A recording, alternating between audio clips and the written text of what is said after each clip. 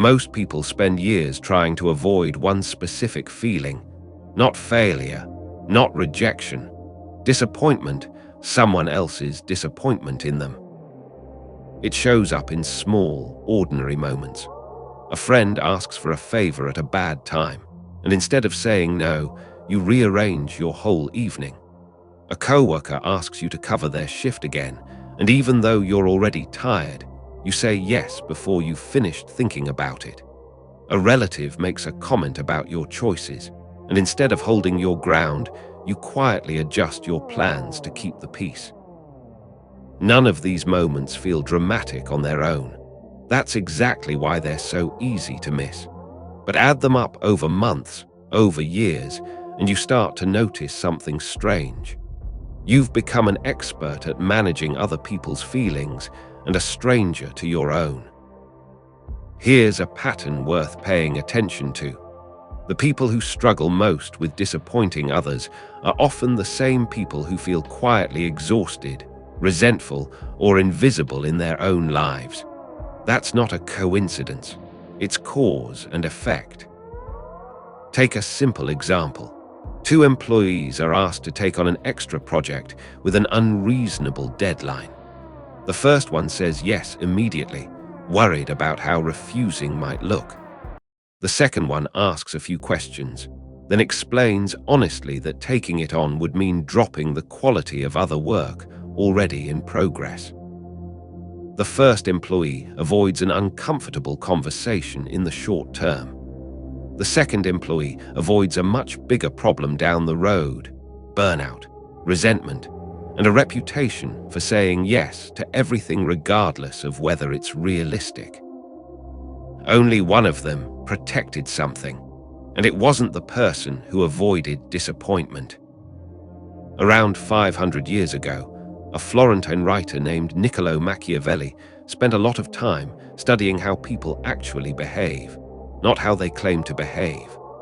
One of his sharper observations was that people who try to please everyone often end up being trusted by no one, because their agreement stops meaning anything. If someone says yes to every request regardless of the cost, their yes eventually becomes worthless. It's not really a decision anymore. It's just a reflex. That idea holds up surprisingly well today, far outside the world of politics and power that Machiavelli was writing about. Think about someone in your own life who agrees to everything. At some point, you probably stopped asking their honest opinion because you already knew what they'd say. Agreement without limits doesn't build trust. It quietly erodes it. This is where the fear of disappointing people starts to work against the very thing it's trying to protect.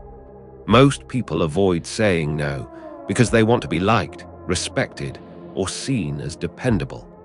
But constantly saying yes, especially when it isn't true to what you actually want or can handle, slowly does the opposite. People sense when your agreement is automatic, and on some level, they stop valuing it.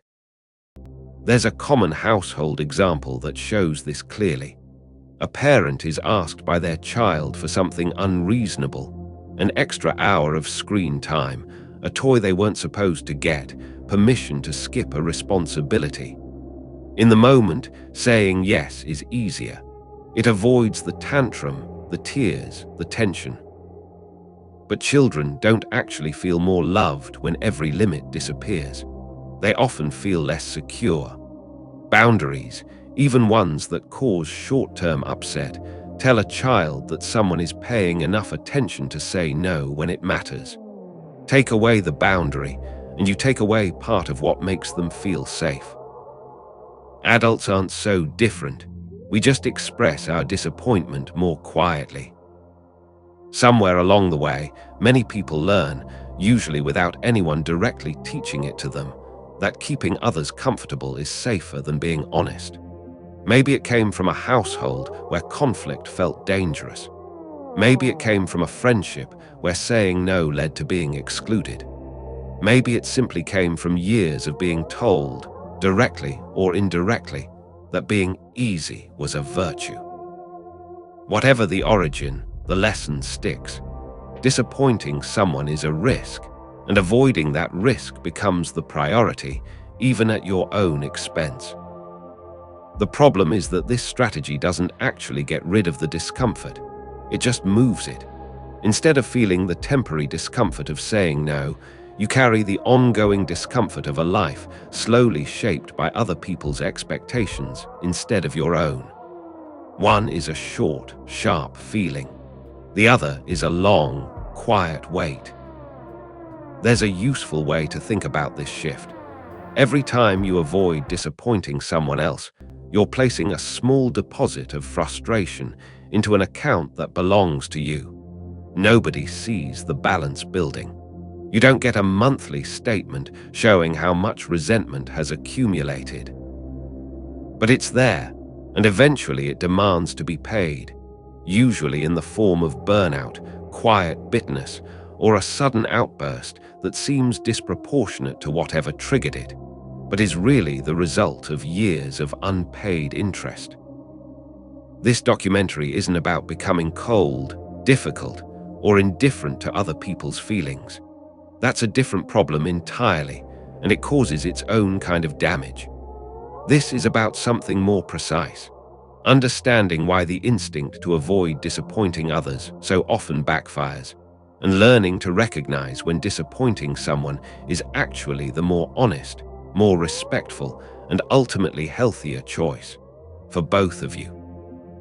To understand why avoiding disappointment feels so urgent, it helps to look at what's actually happening underneath it. Disappointing someone doesn't just risk their reaction. It risks a story you tell about yourself, that you're kind, dependable, easy to be around, someone people can count on. Saying no threatens that story, even when the story was never fully accurate to begin with. This is worth sitting with for a moment, because it explains why the fear feels so much bigger than the situation usually calls for. You're not just worried about one person being upset with you. You're worried about losing an identity you've spent years building, often without realizing you were building it at all. Take a common workplace situation.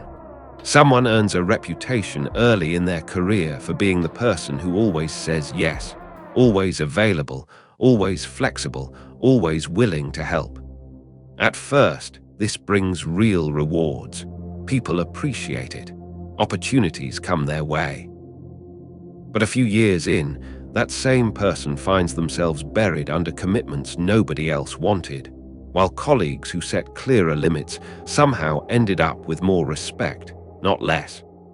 The yes person isn't seen as more valuable. They're seen as available. And availability without limits gets used.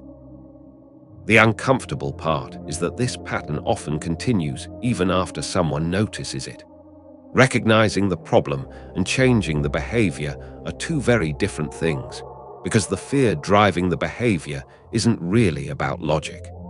It's about an old, learned association between disappointing someone and being in danger. Socially, emotionally, sometimes even physically, depending on what someone experienced growing up. The psychologist Carl Jung spent much of his career studying the parts of ourselves we push out of view because they feel unacceptable or unsafe to express. One of his central ideas was that whatever we refuse to face doesn't disappear. It keeps operating in the background, shaping our choices without our awareness. Applied here, the instinct to avoid disappointing people rarely feels like a conscious decision. It feels automatic, almost involuntary, because in a sense, it is. It was likely built early, before you had the tools to question it. A familiar family situation illustrates this well. Picture someone who grew up in a home where a parent's mood set the emotional temperature for everyone else. When the parent was upset, the whole household felt it. So the child learned, quickly and without anyone spelling it out, that keeping that parent calm was their responsibility.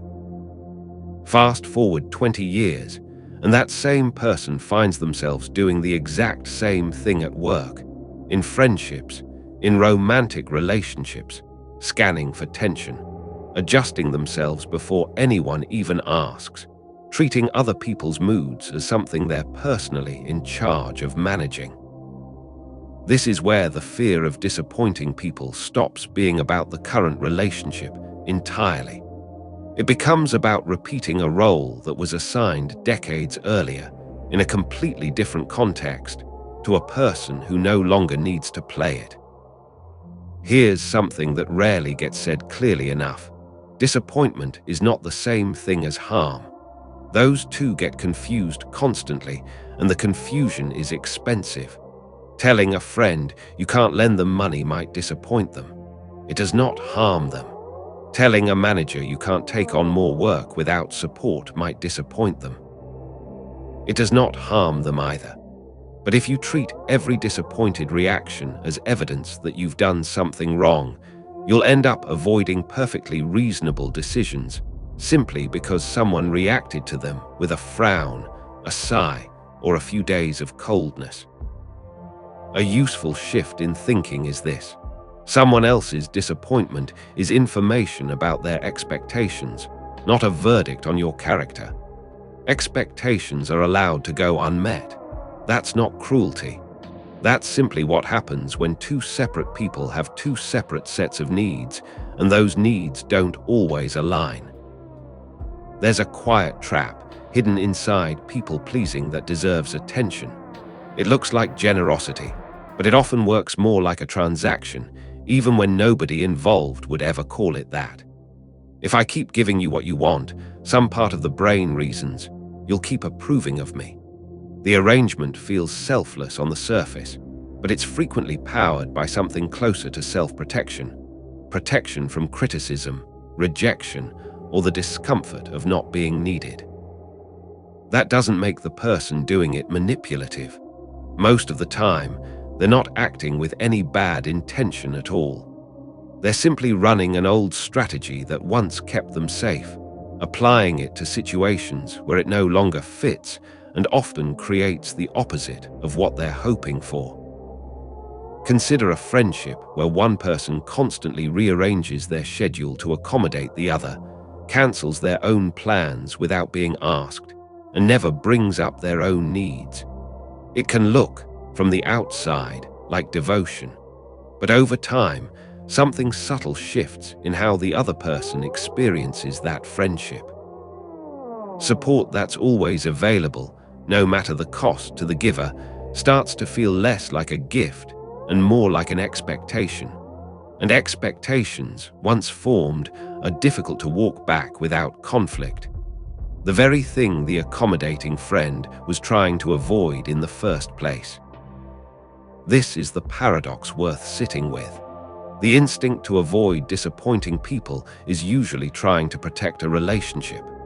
But left unchecked, it frequently ends up doing the opposite, quietly wearing down respect, breeding resentment, and creating a version of connection that isn't built on honesty, but on management. If avoiding disappointment so reliably backfires, why does it remain such a difficult pattern to break? Part of the answer lies in timing. The reward for saying yes arrives immediately, the tension drops, the other person softens, the moment passes without conflict. The cost, on the other hand, arrives much later, often disguised as something else entirely. Exhaustion, irritability, a creeping sense of being unseen in your own life. Human decision-making tends to weigh immediate outcomes far more heavily than delayed ones, even when the delayed outcome is larger and more damaging. The psychologist and Nobel laureate Daniel Kahneman spent decades studying exactly this kind of imbalance, how people consistently choose short-term comfort over long-term benefit, not because they're careless, but because the brain is wired to respond more strongly to what's happening right now than to some abstract cost sitting weeks or months in the future. Saying no to someone standing in front of you, waiting for an answer, creates immediate discomfort. Saying yes creates immediate relief. The resentment that builds from a pattern of overcommitting doesn't show up until much later, usually in a completely different context, which makes it hard to trace back to its actual source. By the time someone feels burned out, overextended, or quietly furious at the people around them, they've often forgotten how many small yeses got them there. A common scenario in caregiving relationships makes this pattern especially visible.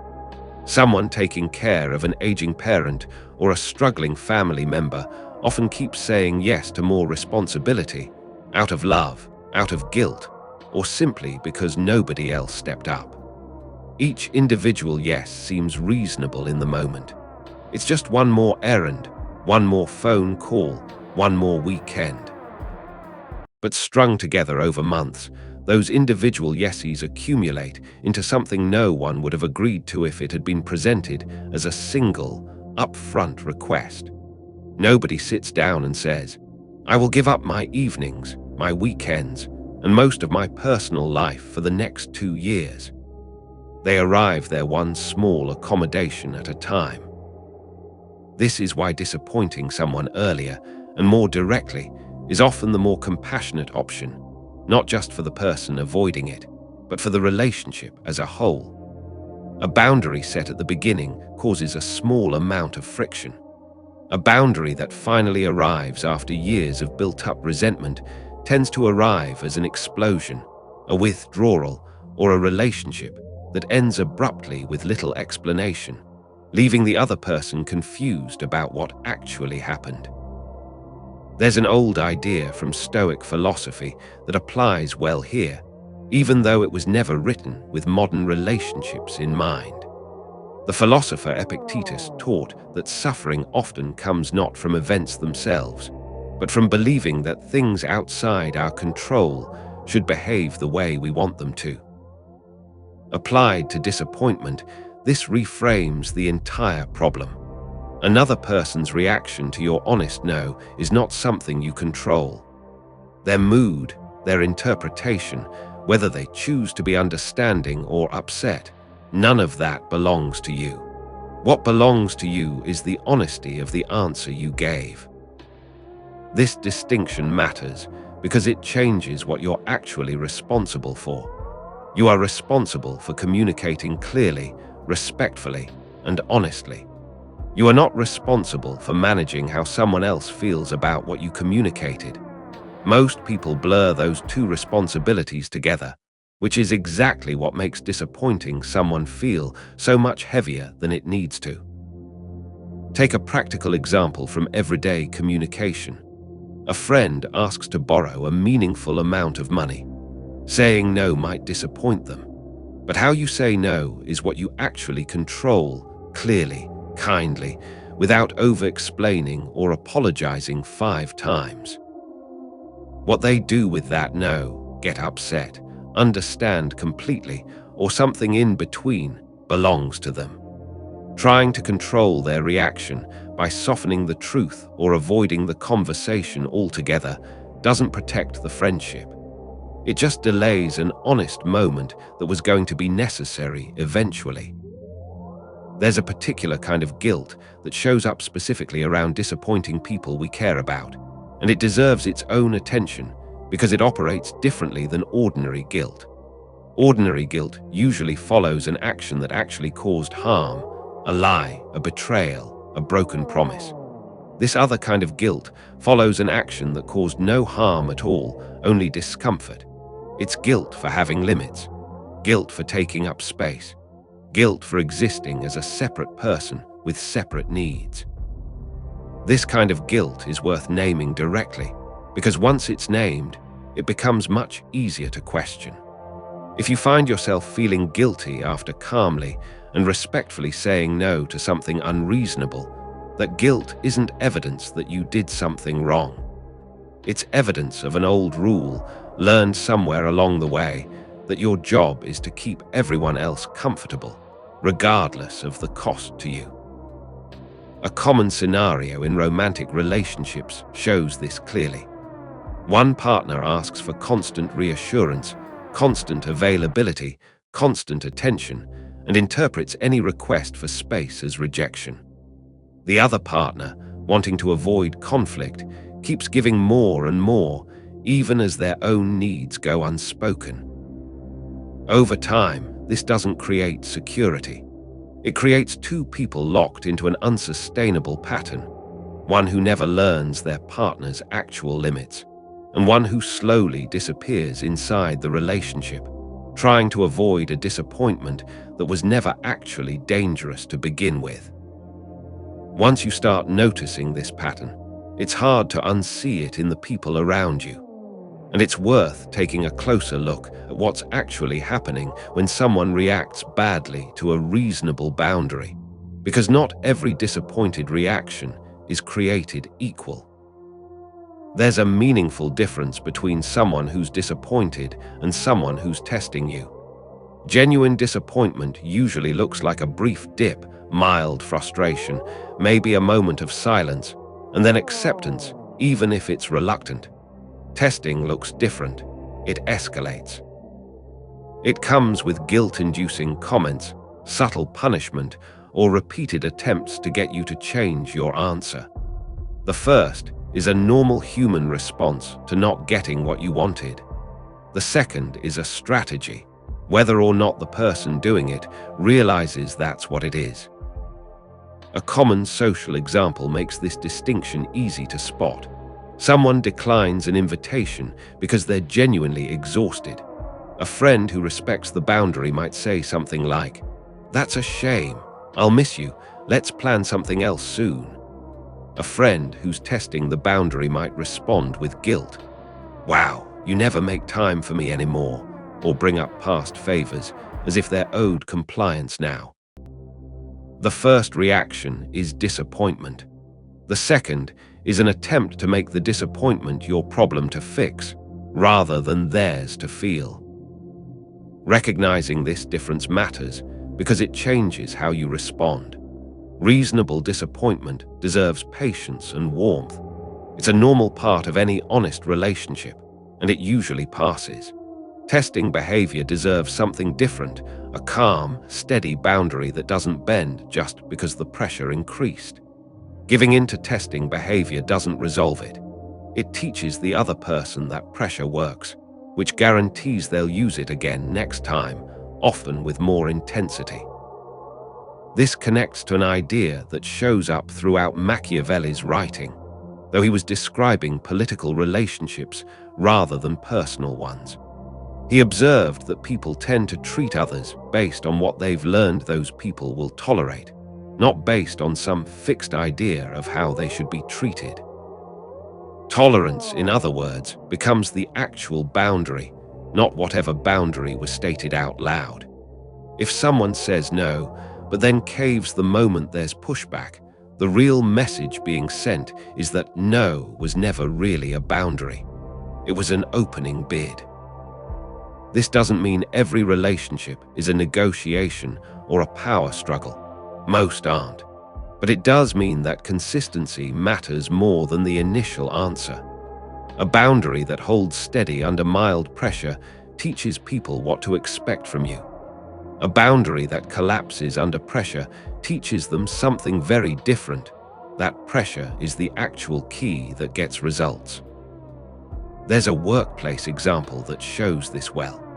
An employee sets a boundary around checking messages after hours, explaining they'll respond first thing the next morning. If a manager tests that boundary once with an urgent late-night message, and the employee holds the line calmly and without over-apologizing, the boundary usually settles into place after a short adjustment period. But if the employee responds anyway, even once, just this one time, the boundary effectively disappears. The next urgent request comes just as easily because the precedent has already been set that the boundary bends under enough pressure. This is precisely why disappointing someone in the moment, even when it's uncomfortable, often produces a better long-term outcome than giving in temporarily to avoid it.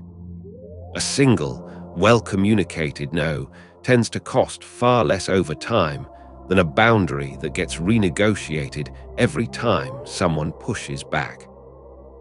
None of this works, though, without a certain internal shift, specifically separating the outcome of a decision from your worth as a person. Many people who struggle to disappoint others aren't actually afraid of the disappointment itself. They're afraid of what it might mean about them. If I say no and they're upset, does that mean I'm selfish? If I set a limit and they pull away, does that mean I wasn't worth staying for? These questions rarely get asked out loud, but they sit quietly underneath a huge number of decisions. And they deserve a direct answer. No, it doesn't mean that. A reasonable boundary, communicated with basic respect, does not make you selfish, unkind, or unworthy of someone's continued presence. If a relationship only survives on the condition that one person never has limits, that relationship was never actually stable to begin with. It was just quiet for now. Consider a common scenario in adult friendships that have drifted apart from what they used to be. One friend has grown, changed priorities, or simply developed different needs than they had years earlier. The other friend keeps expecting the relationship to function exactly as it always has, and interprets any change as betrayal. At some point, one honest conversation or one clear boundary reveals whether the friendship can adapt to who both people have actually become. Sometimes it can, sometimes it can't. Either way, the truth was always going to surface eventually. The only real choice was whether it surfaced early, through an honest boundary, or years later, through slow resentment and eventual distance. This is the deeper cost of avoiding disappointment that rarely gets discussed. It doesn't just drain the person doing the avoiding. It also keeps relationships frozen in outdated versions of themselves, built on assumptions that were never actually tested, because nobody was willing to risk the discomfort of finding out. There's another layer to this worth examining, because it explains why some people can set boundaries easily in one area of life and completely fall apart in another. Boundaries aren't one single skill. They're closer to a set of separate muscles, and most people only develop a few of them. Someone might be entirely comfortable disappointing a stranger, declining a sales pitch, saying no to a cold request, pushing back on a rude comment from someone they'll never see again. But that same person might feel physically unable to say no to their own mother, or to a close friend of 20 years, or to a partner they're afraid of losing. The discomfort isn't really about the request itself. It's about the relationship attached to it, and specifically about what that relationship represents. This is where a useful distinction comes in: the difference between low-stakes boundaries and identity-linked boundaries. Low-stakes boundaries involve people whose opinion of you doesn't touch anything deep: a delivery driver, a coworker you barely know, someone at a store. Identity-linked boundaries involve people who are woven into how you see yourself: a parent whose approval you've been chasing since childhood, a partner who represents your idea of being loved, a friend group that's been part of your identity for years. Disappointing someone in the second category doesn't just risk a reaction. It risks the story of who you are in relation to them. A common family scenario shows this clearly. Someone can be assertive and direct at work, confidently pushing back on unreasonable requests from clients or managers. But the moment they're sitting across from a parent who's disappointed in a career choice, a relationship, or a life decision, all of that confidence disappears. It's not that the skill is missing, it's that the stakes have changed. Disappointing a parent doesn't just risk an uncomfortable conversation. For many people, it quietly threatens something that feels much bigger: the sense of being loved, accepted, or good enough. This is why boundary work with the people closest to you is almost always harder than boundary work with strangers, even though it should logically be easier, given how much more trust and history already exists in those relationships. Trust and history should make honesty safer. Instead, they often make it feel riskier, because there's simply more to lose. The philosopher Aristotle wrote about the idea of moderation, the notion that most virtues sit between two unhealthy extremes rather than at either end. Courage, for example, sits between recklessness and cowardice. Applied to boundaries, this framework is genuinely useful. On one end, there's the person who never disappoints anyone, who bends endlessly to avoid friction, who has no real limits at all. On the other end, there's the person who treats every request as an intrusion, who says no reflexively, who mistakes rigidity for strength. Neither extreme actually produces healthy relationships. The goal isn't to disappoint people more often for its own sake. The goal is to become someone whose yes and no are both honest, which means the no has to be available when it's genuinely needed. A workplace example illustrates the difference between healthy limits and rigid ones. A colleague who occasionally helps out, communicates honestly when they can't, and follows through on what they commit to earns trust over time, because their word actually means something. A colleague who refuses every request on principle, treating flexibility itself as weakness, tends to earn something closer to isolation. Both extremes fail, just in different directions. The middle ground, a person who can be counted on, but who isn't available at any cost, tends to earn the most durable respect of all. There's a specific moment worth paying close attention to, because it often reveals exactly where someone's boundary work is stuck. It's the moment right after saying no, in the silence before the other person responds. That silence is often unbearable for people who struggle with disappointing others, and the discomfort of it drives an instinct to fill the space. With an apology, an explanation, an alternative offer, anything to soften what was just said. This instinct is worth resisting, at least some of the time, because over-explaining a no often undoes it. A clear, simple no communicates confidence. A no followed by 3 paragraphs of justification communicates the opposite. It signals that you're not entirely sure you're allowed to say it, which invites the other person to argue with your reasoning rather than simply accept your answer. Consider a scenario many people recognize from asking for a raise or turning one down. Someone declines an unreasonable request at work, and instead of stopping there, keeps talking, listing every reason, apologizing for the inconvenience, offering a partial compromise nobody asked for. The manager, sensing hesitation, pushes back, and the boundary slowly erodes under the weight of its own explanation. A simpler, more confident no, stated once, without excessive justification, often meets far less resistance, precisely because it doesn't invite negotiation in the first place.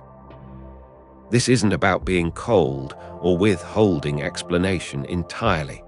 Context and warmth still matter, but there's a meaningful difference between briefly explaining a decision and unraveling it through over-explanation. The first respects the other person enough to give them a reason. The second signals, often unintentionally, that the reason is up for debate. By now, a natural question starts to form. If avoiding disappointment causes so much harm, and holding boundaries produces better outcomes, why does it still feel so hard in practice, even once you understand all of this intellectually? The answer has less to do with logic, and more to do with the body. Disappointing someone doesn't just trigger a thought, it triggers a physical response, a tightening in the chest, a rush of adrenaline, sometimes a genuine wave of nausea before a difficult conversation. This isn't weakness or oversensitivity. It's the nervous system treating social rejection as a survival threat, because for most of human history, being cast out of a group genuinely was a survival threat. Our ancestors depended on tribes for food, protection, and safety. Being disliked enough to be excluded could be fatal. That wiring hasn't updated itself for modern life. The nervous system still responds to a disappointed friend, a frustrated boss, or an upset parent with something close to the same alarm system that once responded to actual danger, even though none of those situations threaten your physical survival. Understanding this helps explain why the discomfort of disappointing someone can feel so disproportionate to the actual stakes. It's not that you're overreacting. It's that an old system is reacting to a new situation using outdated information. This matters practically because it means willpower alone often isn't enough to change the pattern. Telling yourself, "just say no," doesn't turn off a threat response any more than telling yourself, "just relax," cures a racing heart before a big presentation. What actually helps is repetition, giving the nervous system new evidence over time that disappointing someone doesn't lead to the abandonment or danger it once might have. A useful way to build this evidence is to start with lower stakes situations rather than jumping straight into the hardest ones. Practicing a boundary with a stranger, a delivery service, or a minor request carries a large behavioral benefit relative to its small emotional cost. Each time you say no and nothing catastrophic happens, the nervous system quietly updates its expectations. Over time, this makes the harder conversations, the ones involving people who matter more, feel less overwhelming because you've already built a track record that disagreement doesn't equal disaster. There's a common scenario that shows this build-up in action. Someone who has spent years avoiding conflict might start small, declining a minor favor from an acquaintance or asking a cashier to correct an order that came out wrong.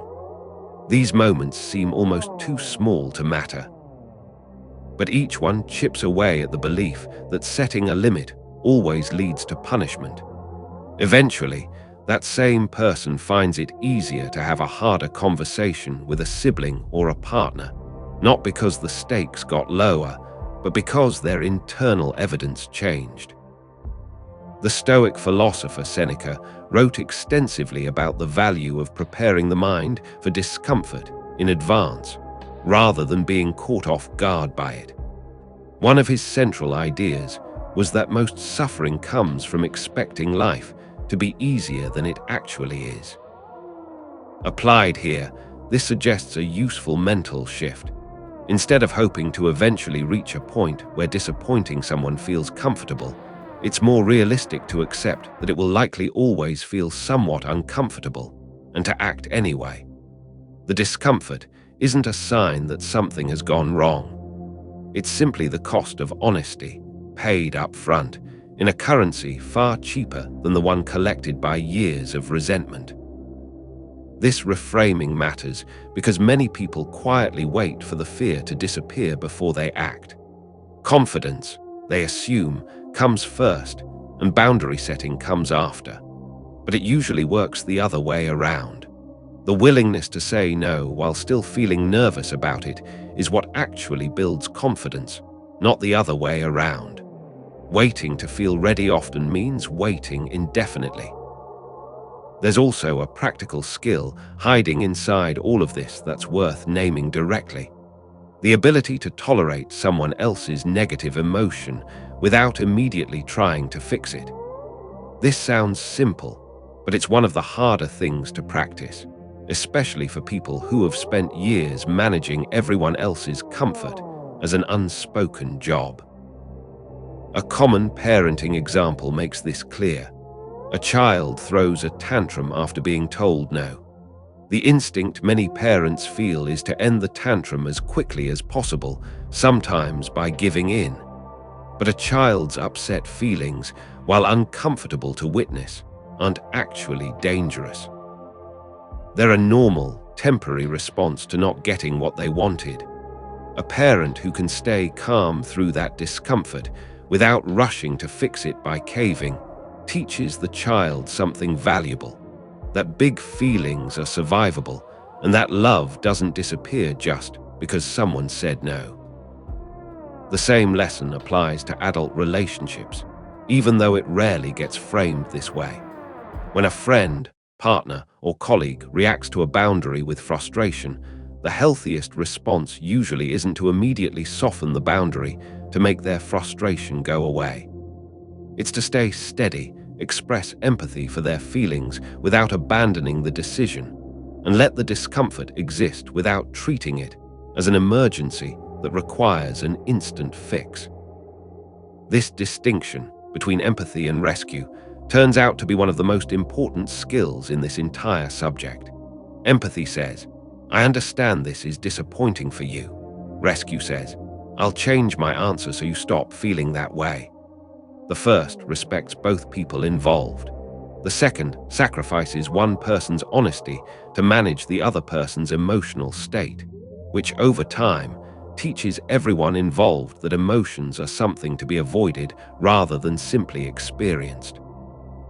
There's a specific kind of relationship where this entire subject becomes especially complicated, and it deserves direct attention. Relationships involving someone who reacts to boundaries with unusual intensity, far beyond what the situation would normally call for. Most disappointed reactions are proportionate. Someone feels a little frustrated, maybe says so, and moves on within a day or two. But some people respond to even the gentlest boundary with anger that feels disproportionate, silence that stretches on for days, or guilt-inducing comments designed to make the boundary setter feel like they've done something cruel. This kind of reaction deserves a closer look because it changes the entire calculation. When someone consistently reacts to reasonable limits with outsized punishment, the goal isn't simply to get better at tolerating discomfort. Tolerating that kind of reaction indefinitely isn't resilience. It's a slow erosion of self-trust, dressed up as patience.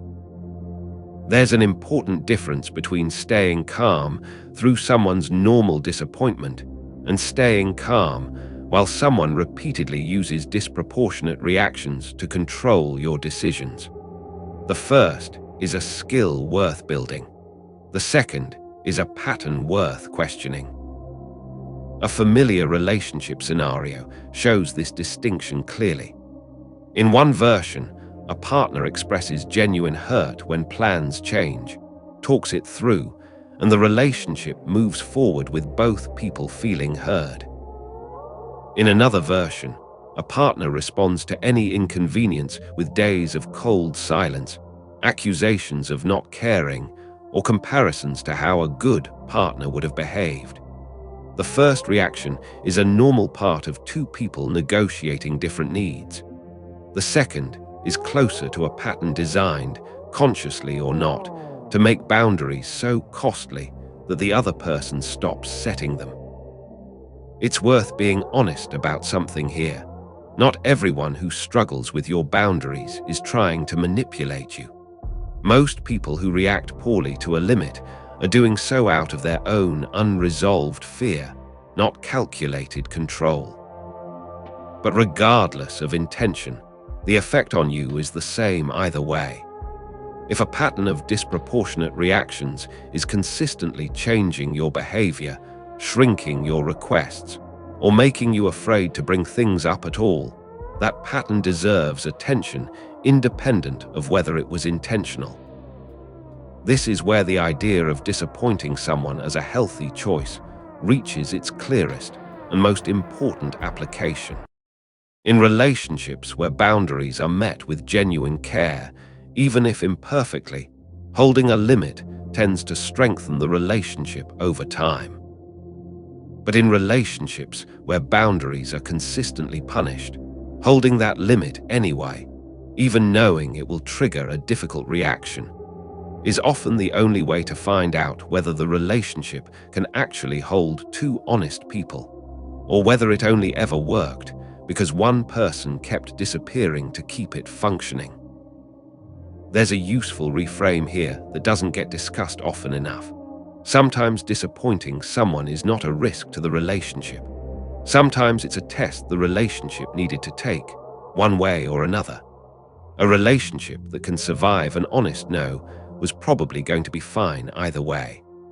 A relationship that falls apart the moment one person stops overgiving was likely resting on an imbalance that was never sustainable to begin with, whether or not anyone had named it yet.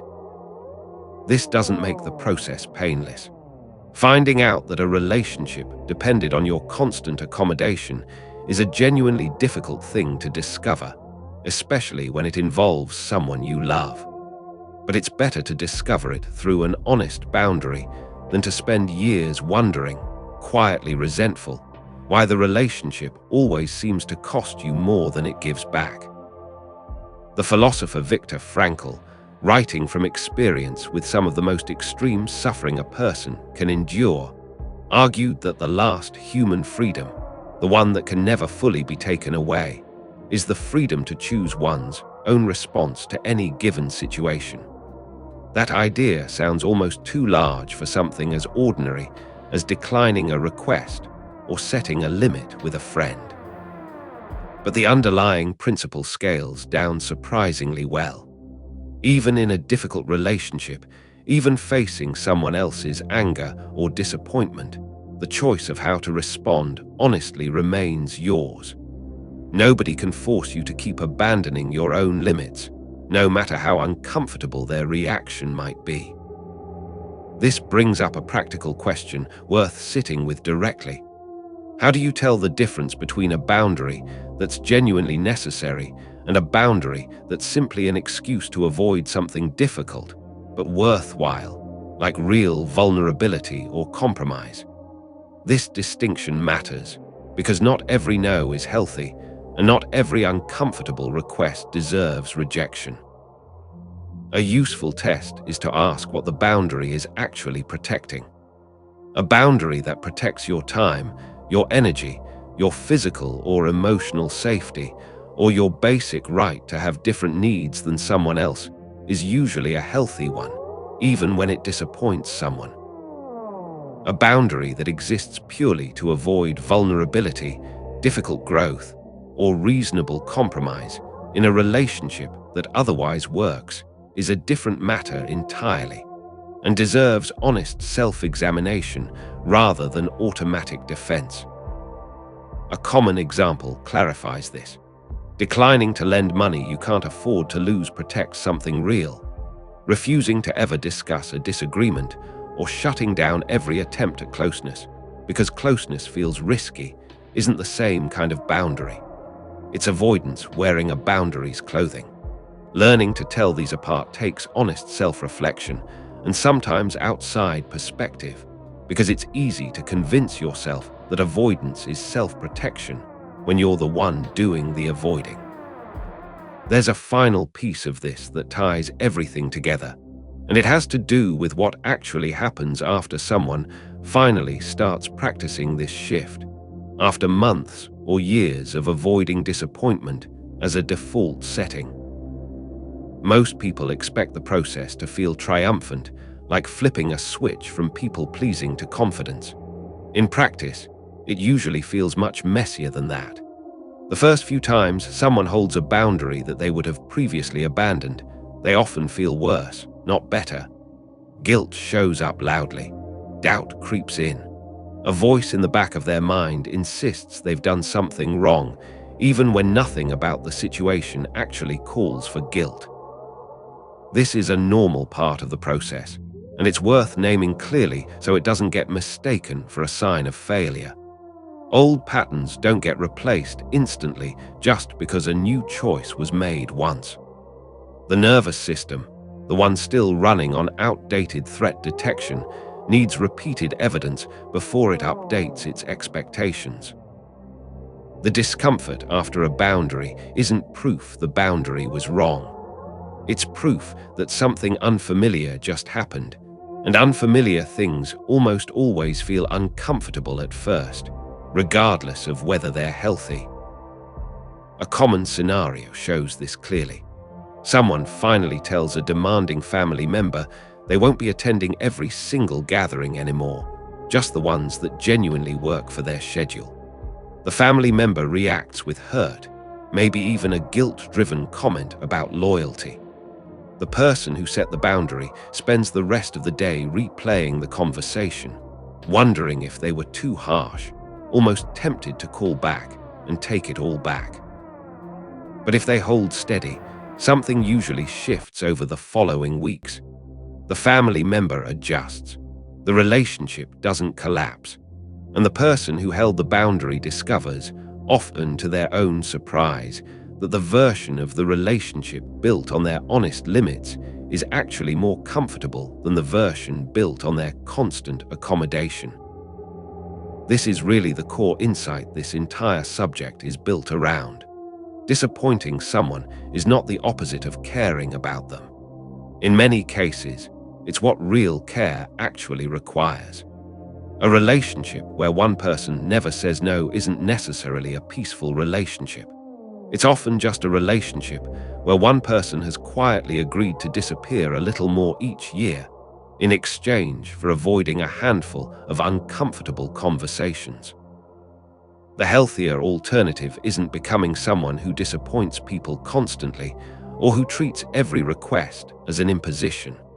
That's simply a different kind of imbalance, trading one problem for its mirror image. The healthier alternative is becoming someone whose yes and no are both trustworthy, because both come from an honest place rather than from fear. That kind of honesty costs something in the short term. It occasionally disappoints people who are hoping for a different answer, but it builds something that constant accommodation never can. Relationships based on who you actually are, rather than relationships that only survive because you kept disappearing to protect them. There's a quiet kind of respect that tends to develop, over time, around people who can hold a limit without excessive apology, without over-explaining, without collapsing under pushback. It's not loud or dramatic. It usually shows up as something simple. People stop testing that limit because they've learned it actually means something. And in a strange way, that respect often ends up strengthening the relationships that were built to handle it, while gently revealing the ones that weren't. Somewhere in Marcus Aurelius's private writings, notes he never intended for anyone else to read, there's a recurring theme about focusing only on what's actually within your control and releasing the rest without resentment. He wasn't writing about people-pleasing. He was an emperor, writing about far larger burdens. But the underlying principle translates cleanly into this much smaller, much more ordinary corner of life. Your responsibility ends at honesty. What someone else does with that honesty, whether they accept it gracefully or struggle with it for a while, was never actually yours to control in the first place. That's ultimately what makes disappointing someone at the right moment, for the right reasons, a healthy choice rather than a harmful one. It's not about caring less. It's about finally including yourself in the list of people whose needs are allowed to matter. And more often than not, the relationships that survive that shift turn out to be the ones that were actually built to last, while the ones that don't survive it were likely never as solid as the constant accommodation made them appear to be.